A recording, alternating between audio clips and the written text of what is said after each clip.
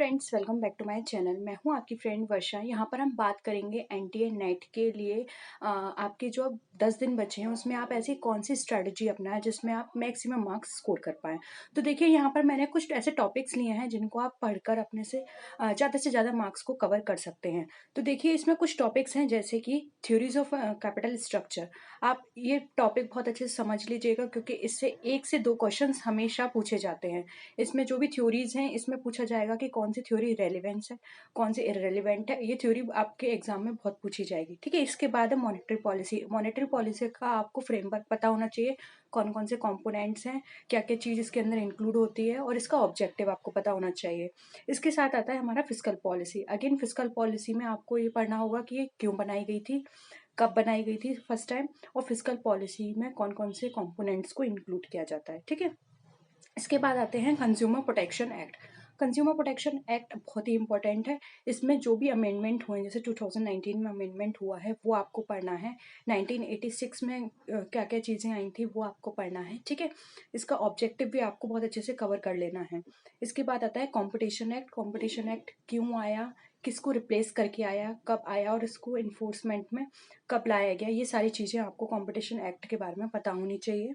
इसके साथ ही साथ फेरा और फेमा के बारे में आपको पता। फिर इसके बाद आपको बात करनी है, यहाँ पर इम्पोर्टेंट जो टॉपिक है आपका वो है डब्ल्यूटीओ और आईएमएफ। डब्ल्यूटीओ क्या था, कितने मेंबर्स थे इसके, फाउंडर मेंबर कौन कौन थे इसके, आईएमएफ क्या है, आईएमएफ में मेंबर कैसे बनते हैं, क्या इसका प्रोविज़न है, आईएमएफ किस लिए काम करता है, किस तरह के लोन प्रोवाइड करता है, जैसे कि लॉन्ग टर्म, शॉर्ट टर्म, किस तरह की कंट्रीज़ को, यानी कि आपको पूरा ओवरऑल पूरा ओवरव्यू उसका पता होना चाहिए कि ये कहाँ काम करता है, किस लिए काम करता है, क्या ऑब्जेक्टिव्स के थे इसके, जिसको इसको फॉर्म किया गया, ठीक है। तो ये सब आपको पता होना चाहिए।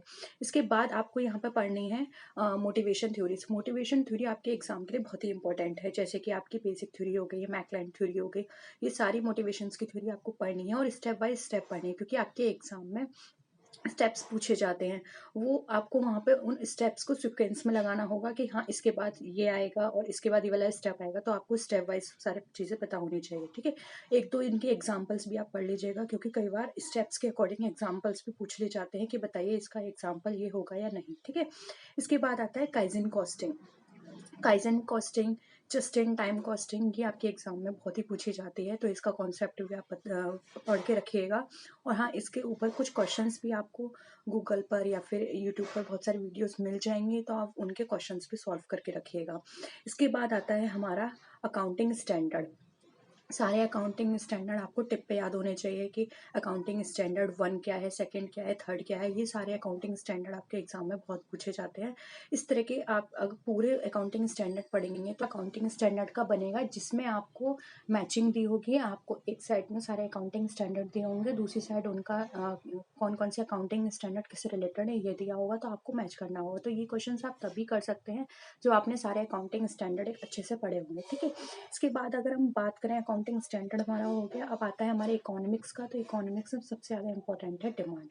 डिमांड, उसके साथ ही साथ iso quant curve, indifference curve, law of indifference curve. और इसके साथ ही साथ अगर हम देखें तो आपका टाइप्स ऑफ मार्केट बहुत इंपॉर्टेंट है। टाइप्स ऑफ मार्केट के अंदर आपको बहुत अच्छे से पढ़ना है कि परफेक्ट कंपटीशन में क्या क्या फीचर्स हैं, मोनोपोलिस्टिक, मोनोपोली, ओलिगोपोली, इन सब में आपस में क्या क्या डिफरेंस है, ये प्राइस टेकर कौन सा होता है, प्राइस मेकर कौन सा होता है, इसमें किस किस तरह के प्रॉफिट होते हैं, यानी कि अब नॉर्मल प्रॉफिट कब होगा, नॉर्मल प्रॉफिट कब होगा। जैसे कि आपको पता होगा मोनोपोलिस्टिक में अगर हम लॉन्ग रन में बात करें तो सुपर नॉर्मल प्रॉफिट होता है, और अगर हम शॉर्ट टर्म में बात करें तो नॉर्मल प्रॉफिट भी हो सकता है, लॉस भी हो सकता है।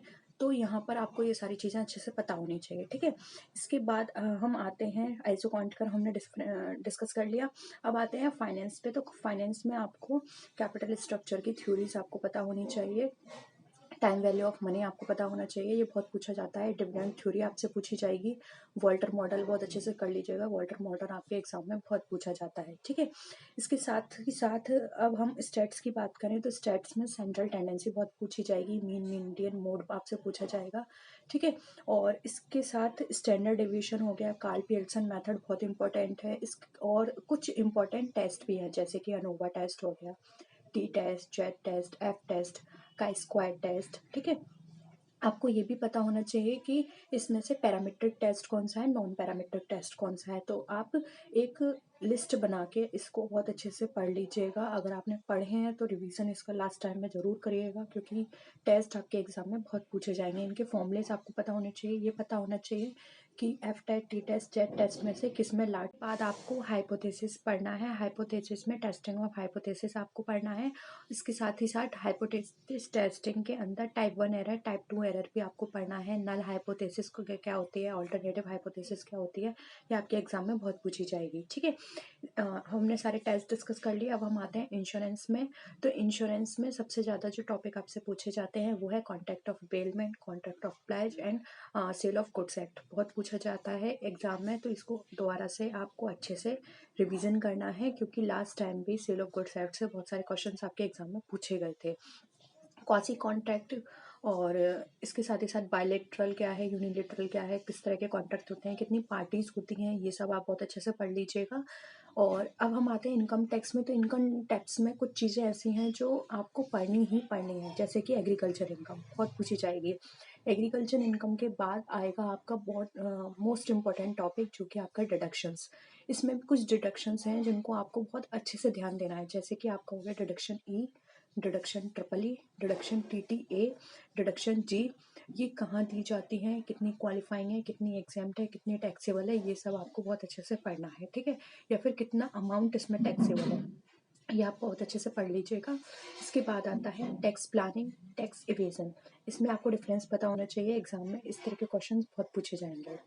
इसके बाद हम बात करते हैं यहाँ पर आपके हो गए पूरा टॉपिक वाइज, हमने सारी चीज़ें डिस्कस कर ली। अब इसके बाद आपको जो पढ़ना है वो है आपका मोस्ट इम्पॉर्टेंट प्रैक्टिस सेट। जितने भी प्रीवियस पेपर्स हैं आपके, अब आप प्रीवियस पेपर लगाना शुरू कर दीजिए। देखिए 10 दिन है, ये मत सोचिएगा कि अब तो बहुत टाइम आ गया, अब हम क्या करेंगे। देखिए लास्ट मोमेंट तक आपको पढ़ना है, तो अब आप प्रीवियस पेपर दोबारा से लगाना शुरू कर दीजिए। अगर आपने लगा लिए हैं तो जितने आप प्रीवियस पेपर करेंगे उतना ही आपको और भी चीज़ें क्लियर होंगी। प्रीवियस पेपर लगाना बहुत ही इंपॉर्टेंट है, क्योंकि बहुत सारे क्वेश्चंस प्रीवियस पेपर से डायरेक्टली आते हैं, कुछ इनडायरेक्ट होते हैं, यानी कि आपको किसी ना किसी तरह से डायरेक्टली और इनडायरेक्टली वो बेनिफिट करेंगे। तो जितना हो सके उतना प्रीवियस पेपर लगाना है आपको। तो ये थे 10 डेज में आपको क्या करना है, वो स्ट्रैटेजी। आई होप यहाँ पर आपको सारी चीज़ें क्लियर हुई होंगी। फिर भी कोई डाउट हो आपको तो आप नीचे कमेंट सेक्शन में बता सकते हैं। कोई टॉपिक हो उसे भी नीचे कमेंट सेक्शन में आप बता सकते हैं। मैं कोशिश करूँगी उसको जल्द से जल्द डिस्कस करने की। मेरी तबीयत ठीक नहीं थी, तो इस वजह से मैं क्लास आपकी प्रॉपर नहीं ले पाई। तो आप कोशिश करिएगा कि अब जो भी डाउट है उसे आप जल्द से जल्द पूछ लें। मैं आपको बताने की कोशिश करूँगी। तो पसंद आया तो ज़रूर बताइएगा। नेक्स्ट वीडियो में मिलते हैं, तब तक के लिए टेक केयर, बाय बाय।